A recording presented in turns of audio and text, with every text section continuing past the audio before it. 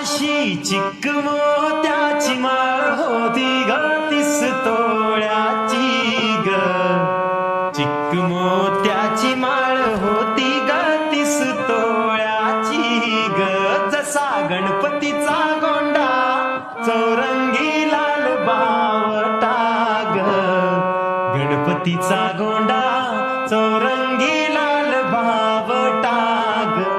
या चिक माळेला रेशमी बावशार दोरा ग. मऊ रेशमाच्या दोऱ्यात नवरंगी माळ ओवली ग. अशी चिक मोत्याची माळ गणपतीला घातली ग. अशा चिक माळेला हिऱ्याचे 8 8 पदर ग. अशी 30